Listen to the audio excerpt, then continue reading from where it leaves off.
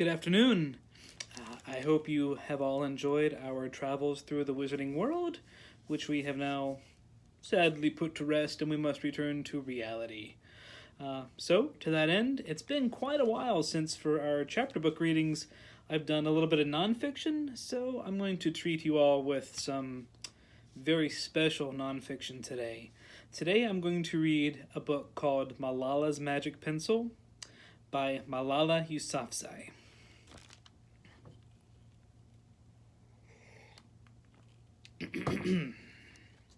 Everybody ready?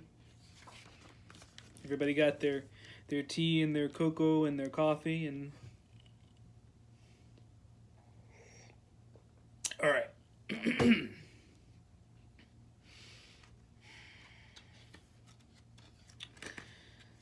Do you believe in magic?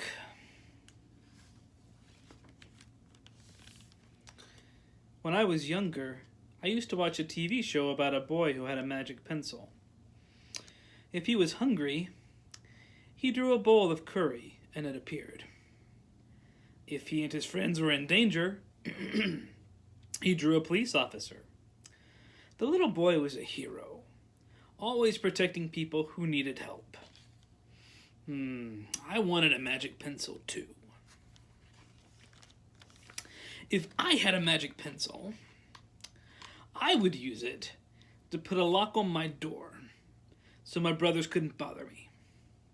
And I would use it to stop time so that I could sleep an extra hour every morning. And I would use it to erase the smell of the trash dump near our house.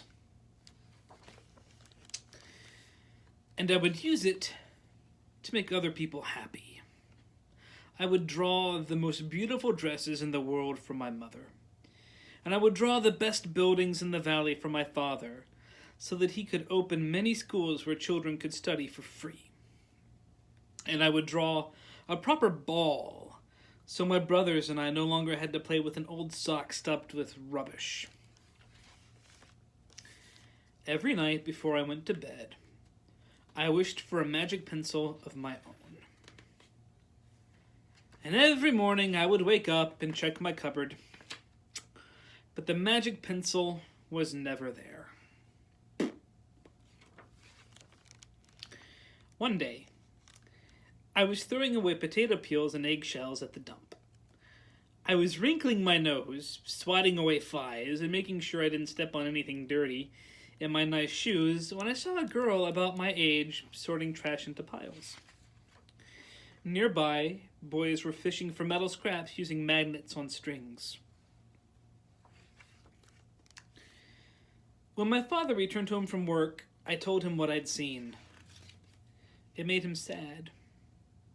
"Father?" I said. "Yes, Johnny," he said back. I always liked it when he called me dear one. "Why haven't I seen that girl in my class?" "Because," he said, but he didn't finish right away.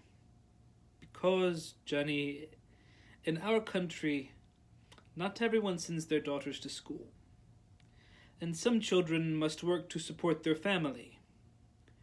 Those boys will sell the metal scraps they find. If they went to school, their families would go hungry." School was my favorite place, but I had never considered myself lucky to be able to go. My father had always said, "Oh, Malala, Malala will live free as a bird." Now I wondered, though, how free I'd truly be. That night, I thought about families who didn't have enough food. And I thought about the girl who couldn't go to school. And even about how when I was older, I would be expected to cook and clean for my brothers because where I came from, many girls weren't allowed to become what they dreamed of. I knew then that if I had the magic pencil, I would use it to draw a better world. A peaceful world. First, I would erase war, poverty, and hunger. Then I would draw girls and boys together as equals. Well, over the next few years, instead of wishing for a magic pencil every night, I worked hard in school every day. I wanted to be one of the top students in my class. But soon, powerful and dangerous men declared that girls were forbidden from attending school. They walked the streets of our city now, and they carried weapons. One by one, girls stopped coming to school. Father, where are all the students? They don't feel safe here anymore, Johnny. How could a few men stop all the girls in our valley from going to school? If more people knew what was happening to us, I thought, they might help. Wishing wasn't enough. Someone needed to speak out. Why not me? So, I wrote about what it felt like to be scared to walk to school, and how some of my friends had moved away because of the threat they faced in our city. I wrote about how much I loved school, and how proud I was of my uniform. Once I started writing, I didn't stop. I wrote speeches and traveled around my country, sharing my story. I even talked to a reporter from a famous international newspaper. People actually wanted to learn about my life. I spoke for all the girls in my valley who couldn't speak for themselves.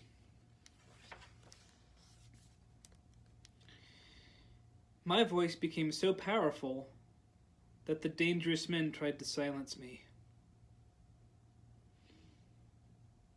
But they failed.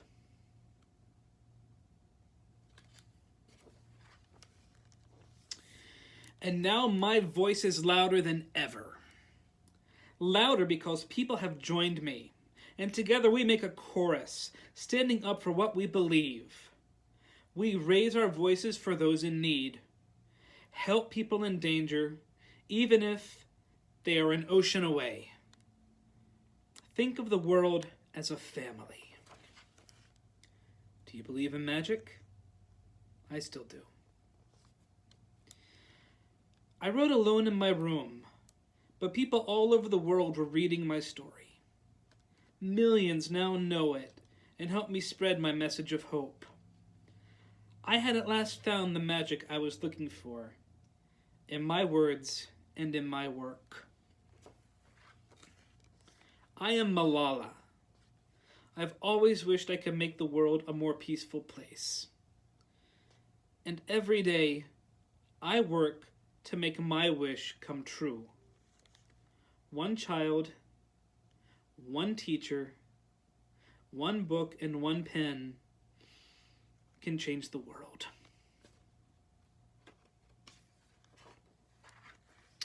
The end. And now a quick note about Malala Yousafzai. Malala Yousafzai first came to public attention by writing for BBC Urdu about life under the Taliban using the pen name Gul Makai.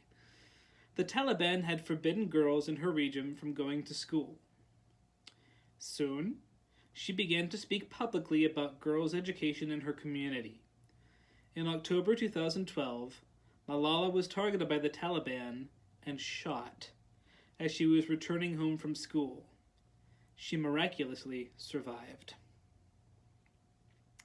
Malala and her family now live in Birmingham, England, and she travels the world speaking about the importance of education for all.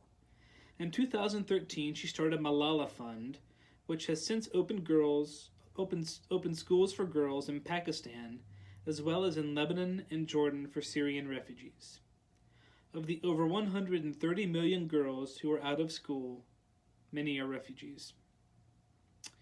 In recognition of her courage and advocacy, Malala was honored with the National Youth Peace Prize in Pakistan in 2011 and won both the International Children's Peace Prize and the Amnesty International Ambassador of Conscience Award in 2013. In 2014, She became the youngest ever recipient of the Nobel Peace Prize, shared with Indian children's activist Kailash Satyarthi.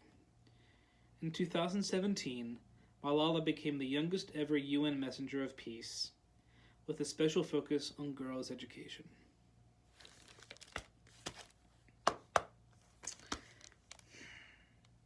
How's that for a bit of real-world magic? Take care of each other. We'll see you again soon.